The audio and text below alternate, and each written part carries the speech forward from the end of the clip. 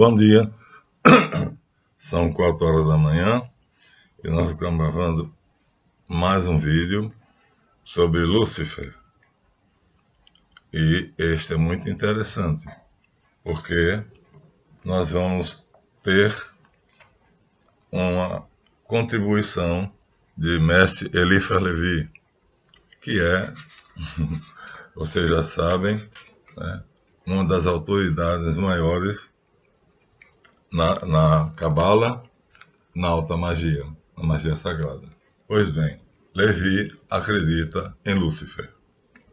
Não só não acredita, como fez um poema para ele, que está aqui, que eu vou ler para vocês. Então, mas então há uma corrente que não crê em Lúcifer, porque, já dissemos aqui em outros vídeos, a suposição é de que haveria uma feita por um sacerdote no século XII e que um poema de Ezequiel e outro de Isaías tinham feito essa mistura. No entanto, não é o que pensa outra corrente. E essa outra corrente é muito forte. A maioria das pessoas simples acredita piamente que Lúcifer é o diabo. E outras acreditam que é um diable amoureux, é um diabo amoroso. Le diable amoureux quer dizer um diabo amoroso. Então, nós vamos primeiro ler o poema de Eliphas, nós faremos isso, e depois então vamos ler a sustentação que dá a essa corrente a qual ele pertence, a crença de que Lúcifer realmente é um anjo caído, não é uma confusão feita por um teólogo na Idade Média, e vamos ver a beleza do poema que Eliphas Levi faz para Lúcifer. Bem, não se esqueçam de dar o seu like, o dedinho, né? É muito importante para nós, porque o canal recomenda e considera que estamos crescendo. Agradecemos aos inscritos, já estamos perto de 2.400, já passamos, 2.411. Aos inscritos no Colégio do Mago Caldeus e aqueles que se inscreveram no meu curso particular para ter aulas, videoaulas, né, pessoalmente. Não esqueci já de falar dos meus 8 caribus que me sustentam. Muito bem. Então, vamos fazer então a leitura de 2 peças de grande valor para aquela corrente que acredita que Lúcifer é o diabo e que ele existe com esse nome, que Lúcifer é o nome próprio do diabo, é um dos nomes próprios do diabo. Bem, comecemos. Vamos começar com Eliphas, depois iremos ao teólogo. Em literatura, nós dividimos tudo o que se escreve em 2 grandes ramificações, prosa e poesia. Prosa é aquilo que você escreve quando faz um bilhete, uma carta, para qualquer pessoa. E poesia é o que se faz com rimas, com versos, né? Então, fica aparentemente muito diferente, né? Quando você lê um poema, né, você percebe que são quadrinhos em verso. E a prosa você percebe porque se escreve direto, sem quebras. Mas existe um meio termo chamado prosa poética, que é a poesia escrita em forma de prosa. Vou dar um exemplozinho. Nós temos um genial escritor brasileiro, romântico, indigenista, chamado José Martiniano de Alencar. José de Alencar, que escreveu Iracema. No comecinho do romance Iracema, ele faz o início do seu romance, que na época aparecia nos jornais, nas bancas de jornais. Ele diz assim: verdes mares bravios da minha terra natal, onde canta a jandaia nas frondes da carnaúba. Jandaia é uma arara, minha gente. E frondes é a copa. Vou repetir, que coisa linda, veja, isso é prosa poética. verdes mares bravios em minha terra natal, onde canta a jandaia nas frondes da carnaúba. É uma poesia, só que feita sem rima e direta. Pois bem, agora vamos ler o poema, que tem o nome específico de ode, porque é um elogio. Então, é uma prosa poética, é uma ode a Lúcifer. O autor é o nosso queridíssimo Eliphas Levi. A vida inteira dos homens é somente parturição ou aborto do verbo. Os entes humanos que morrem sem ter entendido e sem ter formulado a palavra razoável, morrem sem esperança da eternidade. Para lutar com vantagem contra o fantasma da morte, é preciso ter-se o homem identificado com o que é realmente a vida. Que importa a Deus um aborto que morre, desde que a vida é eterna? Que importa a natureza um desvario que perece, desde que a razão sempre viva conserva a chave da vida viva? A força terrível e justa que mata eternamente os abortos foi chamada pelos hebreus Samael. Começa aqui. Vai começar, viu? Aqui foi só a introdução. A força terrível e justa que mata os abortos eternamente foi chamada pelos hebreus Samael, pelos Satã pelos orientais de modo geral, hebreus também, e pelos latinos Lúcifer. Mas o Lúcifer da Cabala não é um anjo maldito e fulminado. É um anjo que ilumina, que regenera, o iniciador. E que roubou o fogo do céu, como prometeu para dar aos homens, iluminando-os. É para os anjos da paz o que o cometa é para as tranquilas estrelas das constelações da primavera. Esta estrela, Lúcifer, fixa, é bela, radiante e calma. Ela respira os celestes aromas e olha com amor as suas irmãs, vestida com a sua roupagem esplêndida e com a fronte ornada de diamantes. Está falando de Lúcifer já. Ela sorri, cantando o seu cântico matinal, 6 da manhã. Goza um repouso eterno, que nada poderá perturbar. Então, Lúcifer é calmo, tranquilo, nasce de manhã, permanece até a tarde, quando você também o vê no céu. E nada o perturba. Está em paz. Ao contrário dos que não acreditam nessa corrente. E caminha solenemente, pomposamente, porque sabe que reina. Nunca perde o seu lugar, que foi determinado entre os sentinelas da luz. Lindíssima essa visão, né? Contudo, o cometa errante, todo ensanguentado e desgrenhado, acorre às vezes das profundezas do céu, precipitando-se através das esferas tranquilas, como um carro de guerra entre as fileiras de uma procissão de vestais. Vestais são sacerdotisas romanas. Ousa afrontar a espada flamejante dos guardas do sol, Micael. E como uma esposa apaixonada que procura o esposo sonhado pela sua noite de vez, penetra até o tabernáculo do Rei dos Dias, Jesus. Depois foge, exalando os fogos que o devoram e arrastando após si um longo incêndio. Ou seja, na luta com Micael, ele sempre perde. Então, mais ousa. As estrelas empalidecem ao se aproximar dele. Os rebanhos e constelações, que pastam flores de luz nas campinas vastas do céu de anil, parecem fugir do seu sopro terrível. Mas o grande conselho dos astros reúne a consternação universal quando ele é mal interpretado.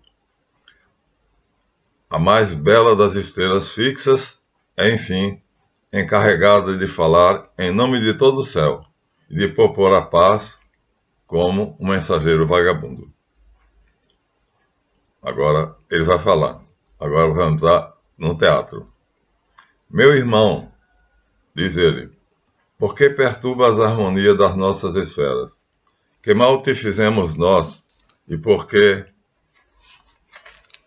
em vez de... Não, alguém, um guardião falando para ele. Vou repetir, não é ele. Entramos com o teatro, um diálogo, em que um dos guardiães vai falar com ele. Então o guardião diz, meu irmão, por que perturbas a harmonia das nossas esferas? Porque ele luta com Micael quando ele acha que deve iluminar o homem e Micael acha que o homem deve permanecer na ignorância. Essa é a tese de Elifas. Que mal te fizemos nós?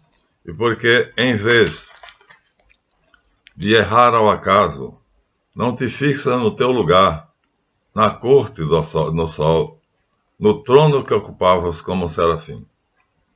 Por que não vens cantar conosco o hino da tarde? Os anjos cantam de tarde, eu já ouvi. Enfeitado como nós, com roupas brancas que se prendem no peito por um broche de diamante. Já vi essa cena belíssima, viu? Uma praia de tarde, né? Os anjos cantando um hino ao Eterno. Por que deixas flutuar? Continua o arconte perguntando a ele. Através dos vapores da noite, a tua cabeleira, da qual escorre um suor de fogo. Se tomasses teu lugar entre o filho do céu, quanto mais belo parecerias. A tua fronte não ficaria mais inflamada pela fadiga e pela tua carreira sem fim. Teus olhos seriam puros e não avermelhados, e tua fronte sorridente seria branca como a de tuas felizes irmãs. Os astros se conheceriam e, longe de temer a sua passagem, se alegrariam ao te aproximares, porque estarias ligado a nós pelos laços indestrutíveis da harmonia universal, a sinfonia divina. E a tua existência seria, mais uma vez, o cântico do amor infinito. Mas o cometa responde, não creias, ó minha irmã, que eu possa errar o acaso e perturbar a harmonia das esferas. É o contrário. Deus traçou meu caminho como teu, e se a minha carreira te parece incerta e vagabunda, é porque os teus raios não podem estender-se tão longe como o meu e fazer a elipse que me foi dada como caminhar, abarcando assim o contorno inteiro dos universos. A minha cabeleira inflamada é o canal de Deus. Sou o mensageiro dos sóis. Fortaleço-me nos seus fogos para os partilhar no meu caminho com novos mundos, estrelas que nascem, que ainda não têm bastante calor, e também com os astros envelhecidos que têm frio na sua solidão. Que coisa linda ele coloca aqui. Se me afadigo nas minhas longas viagens, se sou de uma beleza menos atrativa do que a tua, sou também um nobre filho do céu. Deixa-me o segredo do meu destino terrível sem ser revelado. Deixa-me o espanto que me rodeia, amaldiçoa-me se quiser, se não podes compreender-me. Não deixarei nem por isso de realizar a obra que me foi imposta, e continuarei a minha carreira sob o impulso do sopro de Deus. Felizes as estrelas que repousam junto a mim, e que brilham como jovens rainhas da sociedade tranquila da harmonia universal. Eu sou um proscrito, que viajo sempre, pelo infinito, sem pátria. Acusam-me de incendiar os planetas, que na verdade aqueço, e de atemorizar os astros, que na verdade iluminam. Censuram-me de perturbar a harmonia do universo, porque não giro ao redor de nenhum centro particular. Eu sou o único que não obedece a ninguém. E eu os enlaço uns aos outros, fixando meus olhares no centro único de todos os sóis, que só eu posso ver. Fica, pois, sossegado, velha estrela fixa. Não quero tirar tua luz tranquila. Pelo contrário, esgotarei por ti a minha vida e o meu calor. Esgotarei por ti. Poderei desaparecer no céu quando me tiver consumido. Minha sorte terá sido muito bela. Um dia eu desaparecerei. Então aqui Eliphas coloca que ele terminará, não é morrendo, porque ele é imortal, mas como um sopro, esse sopro voltará para a boca de Deus. Saiba que no templo de Deus ardem fogos diferentes que lhe dão glória também. Que assim como tu és a luz dos candelabros de ouro, eu sou a chama do sacrifício. Realizemos nós dois, pois, cada qual os nossos destinos. Acabando essas palavras, o cometa errante sacode a sua cabeleira de fogo, cobre-se com sua couraça ardente e se lança nos espaços infinitos em que parece desaparecer para sempre. Assim, Satã aparece e desaparece nas narrações alegóricas da Bíblia. Um dia, diz o livro de Jó, os filhos de Deus tinham vindo para se apresentar a Adonai, e entre eles também estava Satã, a quem o Senhor perguntou, de onde vens? E ele respondeu, aqui é ele próprio que está falando, agora com o nome de Satanás, que é o sinônimo. Fiz a volta ao mundo e percorri toda a terra. Está lá, viu? Deus diz lá. É verdade que conhece os pensamentos do vivo? É verdade que o pensamento que está em si mesmo e o pensamento formulado, a palavra que ainda não saiu da boca do homem, é tua conhecida? Ele responde, eis como eu lhe responderei. Tu me deste a Gênese, quando disseste, faça-se a luz. Isso nós já tínhamos visto, independente do poema dele. Nem lembrava mais. Então, primeiro dia, Fiat Lux, e aí a O é a criação de Lúcifer. Não lembrava mais disso. Esse livro tem muito tempo que eu não leio. Tu me deste a luz. A verdade é o pensamento que é independente por si mesmo. E o pensamento formulado torna-se palavra, verbo. Ora, esse pensamento que fala é o verbo. E o verbo, que é o Cristo, disse, faça-se a luz, porque o verbo é a própria luz dos Espíritos. Ou seja, ele também adora o verbo. Que coisa curiosa. A luz incriada, que é o verbo divino, Jesus, irradia porque quer, mas nunca quer ser vista, apenas ouvida. E quando disse faça-se a luz, ordenou aos olhos que abram suas pupilas, porque criou inteligências capazes de compreender. Assim, disse Deus, faça-se a luz. E eu sou a luz que apareceu. Ora, a inteligência que Deus tinha vertido do sopro da sua boca, como uma estrela desprendida do sol, formou uma forma esplêndida, angélica, e o céu me saudou com o nome de Lúcifer. A minha inteligência despertou-se e compreendeu totalmente a si mesma. Onipotência, onisciência. Não, onisciência. Ao ouvir a palavra do verbo criativo dizendo Fiat Lux. Essa estrela é ele. Sentiu-se livre, porque Deus lhe tinha ordenado sê-lo. E respondeu levantando a cabeça e estendendo as asas. Não serei jamais a escravidão. Serás, pois, a dor, disse a voz do incriado. Não, serei a liberdade, respondi. O orgulho te seduzirá, retrucou a voz do Supremo, e produzirás a morte. Tenho necessidade de lutar contra a morte para conquistar a vida dos seres que estão nas trevas, disse a luz criada. Deus então desprendeu do seu seio o fio de esplendor que retinha o anjo soberbo,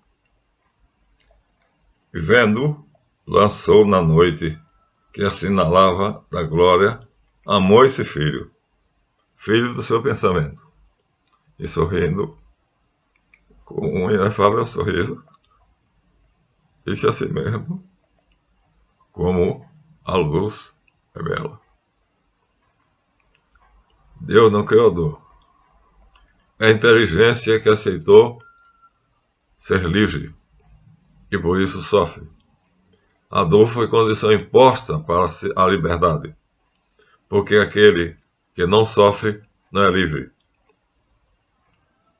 pois não se pode enganar o infinito. Pois a essência da inteligência é o julgamento, e a essência do julgamento é a liberdade. O olho percebe realmente a luz, pela faculdade de fechar-se e de abrir-se. Se fosse forçado a estar sempre aberto, seria escravo e vítima da luz. E para fugir desse suplício, cessaria de ver, ficaria cego.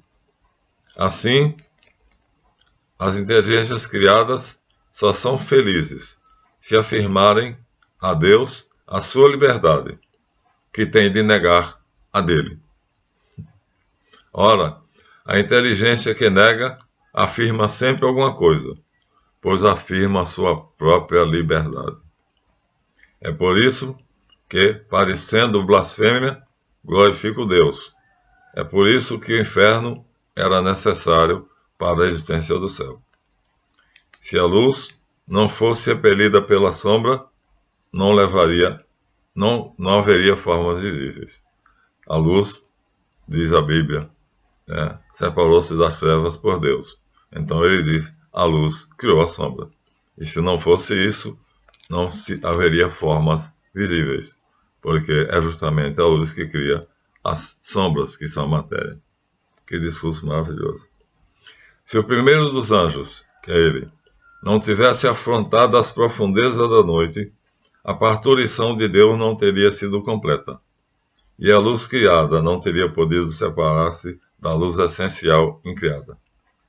Jamais a inteligência teria sabido quanto Deus é bom, se nunca o tivesse perdido e desacreditado dele. Ele faz os ateus, exatamente depois, esses ateus redescobrem Deus.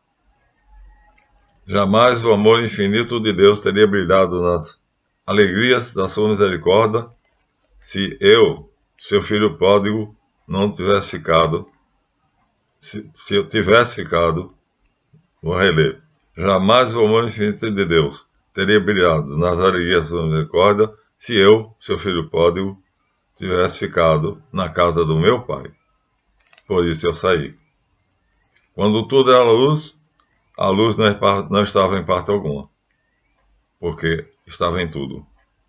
Ela estava contida no seio de Deus, que estava no seu trabalho para produzir. E quando Deus disse, faça-se a luz, e aí permitiu que a noite repelisse a luz, e o universo então saiu do caos. A negação do anjo que ao nascer recusou ser escravo constitui o equilíbrio do mundo, e o movimento das estrelas começou. E os espaços infinitos admiraram esse amor da liberdade, tão imenso, que os iniciados a buscam afanosamente, para encher o vácuo da sua ignorância, que é uma noite eterna e forte, e assim suportar o ódio de Deus. Mas Deus não podia odiar o mais nobre dos seus filhos, e só o experimentava, parecendo lançar contra ele sua cólera, na verdade, confirmando no seu poder. Por isso, o próprio Verbo de Deus, o Cristo Jesus, como se tivesse inveja de mim, quis repetir a queda de Lúcifer. Quis descer do céu e atravessar triunfalmente a sombra do inferno. Quis ser proscrito e condenado na cruz. Meditou adiantadamente a hora terrível em que exclamaria, no extremo do seu suplício, meu Deus, por que me abandonaste? No original, Eli, Eli, lama sabachthani. Como a estrela da manhã é o nome dele. Agora ele precede o sol, assim a sua insurreição com o nome de Lúcifer anunciou a natureza nascente, a próxima à encarnação de Deus em Jesus. Talvez eu caia na noite arrastando uma chuva de sóis e de estrelas por atração da minha glória. Mas, sem dúvida, ficarei calmo ao alumiar as horríveis angústias da humanidade ignorante e a lenta agonia da terra, porque não é livre e na sua ignorância está acorrentado, e na ignorância que está acorrentado não possui a luz. Por isso eu brilho e o meu nome é Lúcifer. Que maravilha!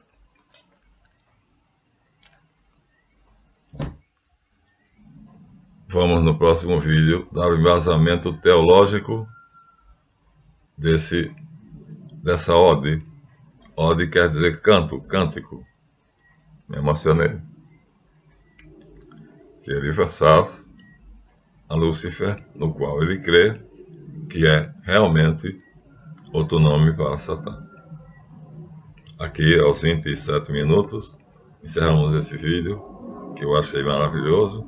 Já tinha me esquecido disso, mas também percebi que quando Deus disse no primeiro dia da criação, Fiat Lux, e aí a O estava criando Lúcifer. E Deus viu que a luz era boa e separou a luz das trevas. E assim separou o Verbo, Jesus, que é pura luz, de Lúcifer, que é sombra. Mas Lúcifer diz, eu dou forma às coisas. Portanto, eu tenho o meu papel. E não sairei do meu trono, não perderei o meu trono, até que eu volte para a boca do sopro que me criou. Lindíssimo.